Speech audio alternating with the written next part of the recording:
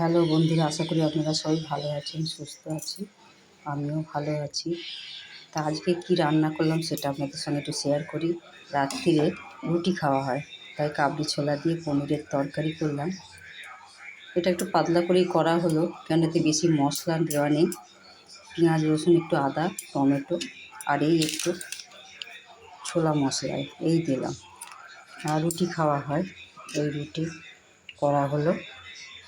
এখানে কাল থেকে পঞ্চমী পড়ে যাচ্ছে, তা এখানকার পুজোর যেভাবে নিয়মে পুজো হয় আমি অবশ্যই শেয়ার করব। কাল থেকে পঞ্চমী থেকেই অনেক কিছু নিয়ম আছে, সেই নিয়মগুলো দেখাবো। খুব বৃষ্টি, আজকে থেকে খুব বৃষ্টি শুরু হয়ে গেল। জানি না পুজোর সময় বৃষ্টি হবে কি না। কলকাতাও শুনলাম খুবই হয়েছিল, জল জমে গেছে চারিদিকে, সব খবরে আমরা দেখছি। ঠিক ভালোভাবে পুজো হবে, সবাই আনন্দে কাটাবেন, সবাই ভালো থাকুন।